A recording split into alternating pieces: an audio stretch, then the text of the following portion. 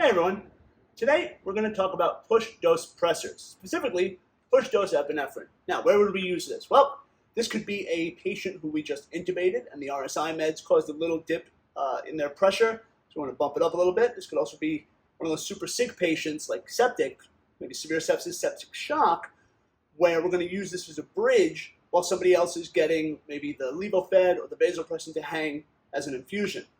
Now, there are two we commonly use in the ED. One is phenylephrine, the other is epinephrine, which we're going to talk about today. Both of these have properties that work on alpha receptors, which is the vasoconstriction. Epi also happens to work on cardiac contractility, which is the beta receptors. Which one is used? I find that it's doc dependent, whichever they have a preference for. Both are going to do that vasoconstriction part. Depends on your patient, depends on your doc. We'll see which one they want to use.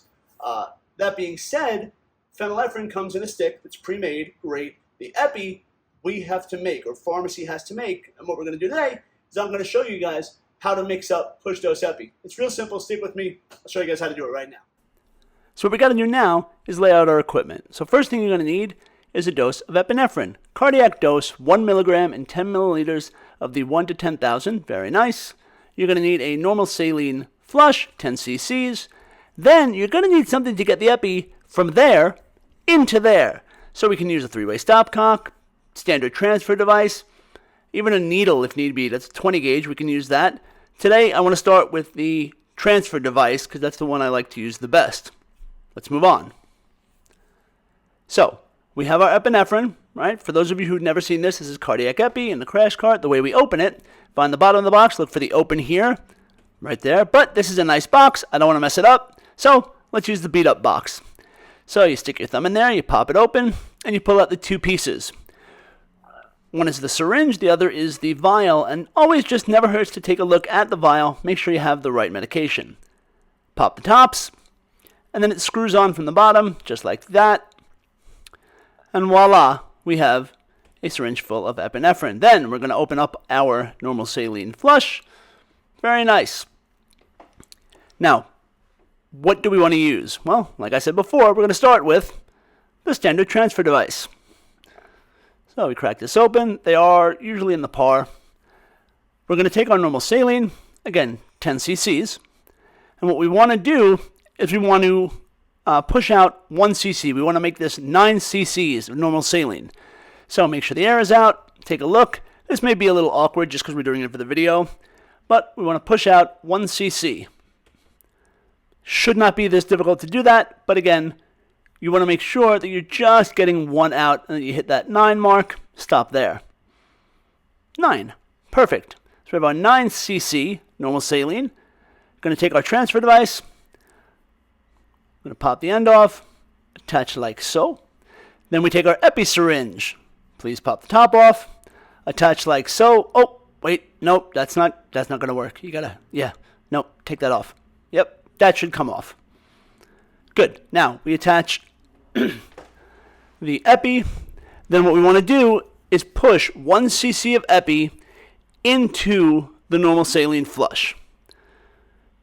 So you can either pull back on the normal saline flush, or really the way that I like to do it best is we actually look at the epi vial itself, and you're going to make sure that you go from, if we look close enough, 0 to 1.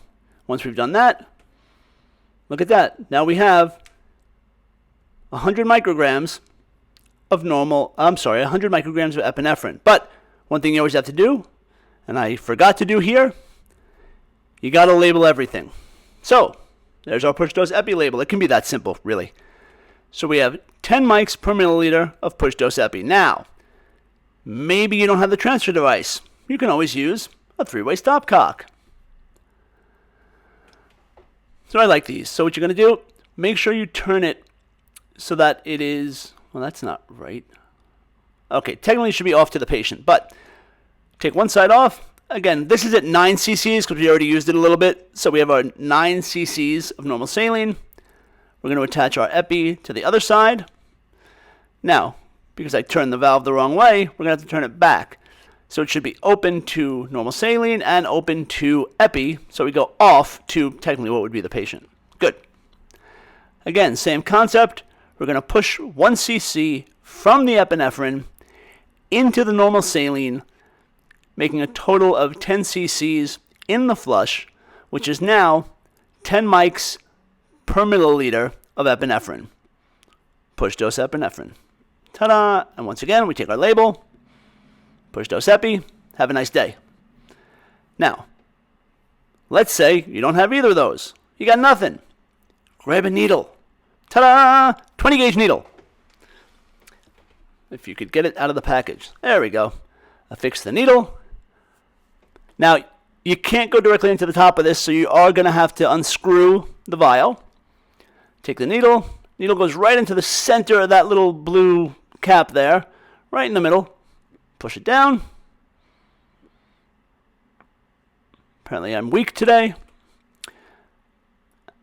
And draw up, again, your 1 cc of epinephrine, 1 milliliter of epinephrine. Again, we already took out the 1 cc from the normal saline flush. There we go. And again, take your needle off, make sure you cap it, label it, good to go. Ta-da! Now, just in case you're wondering if this is a current practice, this came out in the Journal of Emergency Medicine literally yesterday, the 21st. Whole article on push dose epi in the ED. And there you go.